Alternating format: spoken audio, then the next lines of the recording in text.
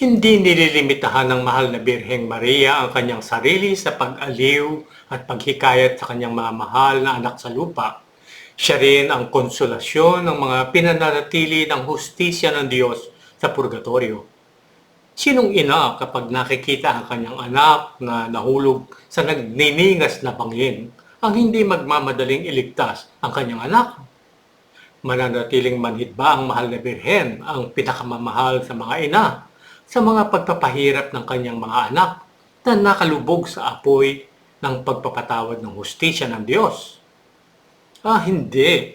1,000 beses na hindi. Puno ng habag sa kanila, patuloy niya silang inaaliw. Walang pagdurusa sa madilim na bilonggoan na iyon ang hindi niya pinagiginhawa. Hindi lumilipas ang 1 oras nang hindi siya nagdudulot ng nakakasariwang hininga sa naglilinis na apoy na iyon. O kay buti ni Maria, sigaw ni San Vicente Ferrer para sa mga bihag na kaluluwa sa purgatorio. Ito ang buod ng ating pagtatanghal ngayong araw. Ang papel na ginagampanan ng mahal na Birhen upang saklolohan ang mga kapuspalad ng mga kaluluwa na nahulog sa piitan ng purgatorio. Halina at samahan ninyo ako ngayong araw sa pagtatanghal ngayon at pagyamanin ninyo ang inyong kaalaman tungkol sa mahalagang papel na ito ng mahal na Birhen. Manatiling nakatutok.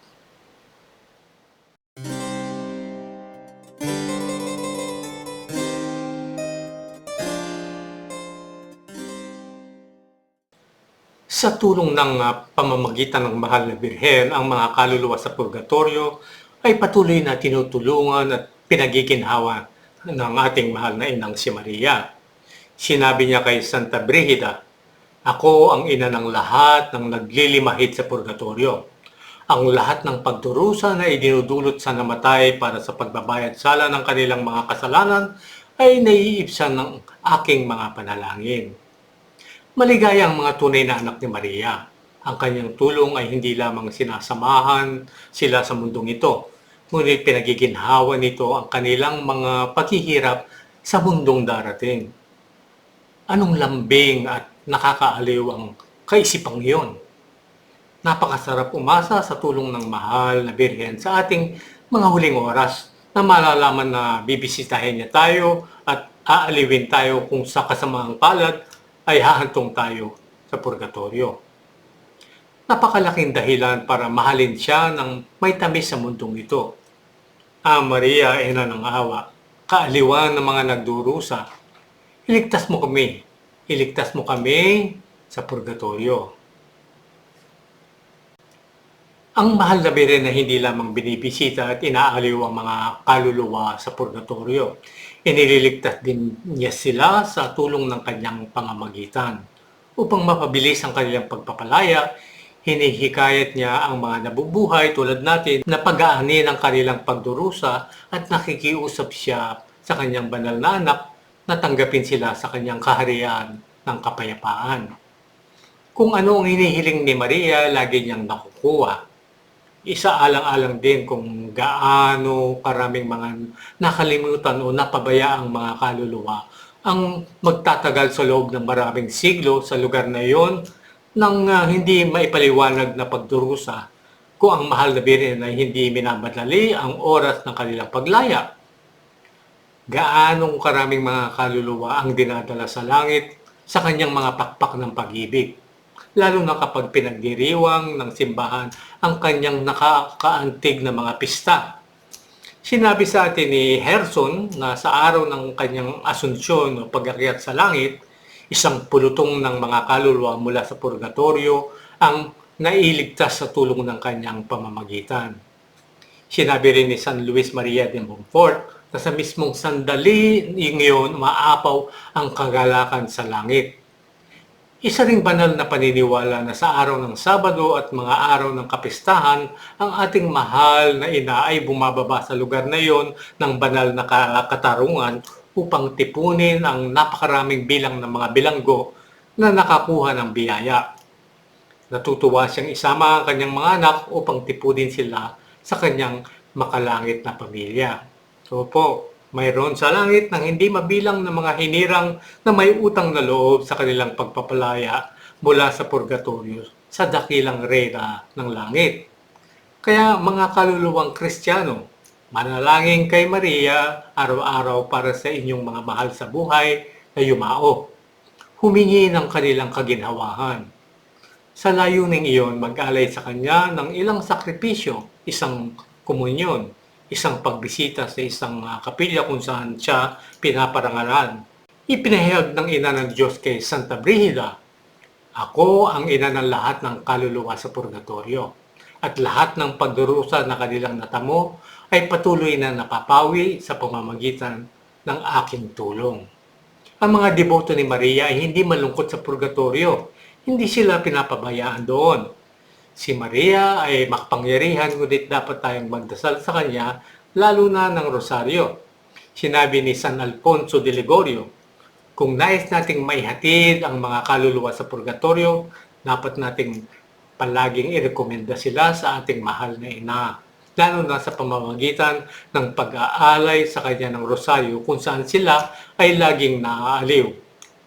Mahal na ina, maawa ka sa aming mga kapatid na nagdurusa at bigyan sila ng walang hanggang kapahingahan. Tandaan na sila ay iyong mga anak at ikaw ay kanilang ina. At narito isang halimbawang istorya na kapupulutan natin ng aral. Ang isang banal na madre ay matagal na nag-aalaga ng isang mahirap na dalaga. Ang huli ay nasa isang kakilakilabot na pisikal at espiritual na kalagayan. Ang isang iskandalosong pamumuhay ay humantong sa isang kahiyahiyang sakit na naging dahilan ng kanyang pagkasuklam para sa lahat. Ang impeksyon na kanyang ikinakalat ay nagbunsod sa kanyang mga kapitbahay na pilitin siyang maipiit sa isang hiwalay na kwarto, isang selda. Sa labis na karumal-dumal na kanyang kalagayan ay isang banal na madre na parang anghel ang natatanging kinaya na dumalaw sa kanya. Dinadalhan siya nito ng malinis na damit at ilang pagkain. Gayunpaman, ang tanging kabayaran na natanggap niya para sa mga gawain ito ng awa ay insulto lamang. Kapag kinakausap niya ang madre tungkol sa Diyos, sasagot siya ng mga sumpa at pagmumura. Isang gabi, dumanas ng matinding kumbulsyon ng dalaga at nasawi sa loob ng ilang minuto. Sa bingit ng kamatayan, naalala niya ang awa ng mahal na Birhen na itinawag niya nung bata pa siya. Sabi niya, "Ikaw na hindi umiiwas kahit yung mga tinalikuran ng mundo, inang puspos ng lambing, sagipin mo ako. Kung iiwan mo ako, mawawala ako." Lumapit si Maria sa kanya. Binigyang inspirasyon siya na gumawa ng isang taus-pusong pagsisisi at iniligtas siya mula sa impyerno. Kinaumagahan, natagpuan ang kanyang kahindik-hindik na bangkay sa sahig ng kanyang selda. Itinuring siya ng lahat na kondinadong kaluluwa. Ang madre na nag-aalaga sa kanya ay kumbinsido sa kanyang kapahamakan, kaya nabura siya sa kanyang alaala at isipan. Isang araw, ang kaluluwang iyon na inakala niyang sinumpa ay nagpakita sa kanya ng may pahintulot ng Diyos at nagsabi, "Idinadalangin mo ang lahat, bakit ako nakalimutan mo?" "Ano?" sabi ng madre. "Nasa purgatorio ka ba?" Sinabi sa kanya ng kahabag-habag na makasalanan ang himala ng kaligtasan na kanyang natamo sa oras ng kanyang kamatayan. Nagmakaawa siya para sa mga panalangin na siya ay mailigtas mula sa purgatorio. Yaman lamang din na nasagip na siya mula sa impyerno. Ang madre ay taimtim na nanalangin sa mahal na Birhen Maria at sa lalong madaling panahon, sa pangalawang aparisyon, nakita niya na ang kanyang mga panalangin ay natugunan, habang ang mahal na Birhen mismo ay umaakay sa kaluluwang iyon patungo sa langit. Mahal na Maria, salamat sa iyong kabutihan. Manalangin tayo. Sa ngalan ng Ama, Anak at Espiritu Santo. Amen. Binabati ka namin, Maria, Reyna ng awa, ang aming buhay, ang aming katamisan, at ang aming pag-asa. hindi lamang sa lambak na ito ng mga luha, kundi maging sa dakong iyon ng pagbabayad sala. Kami ay nagpupuri sa iyo, kami ay sumisigaw sa iyo, o tagapag-aliw ng mga nagdadalamhati.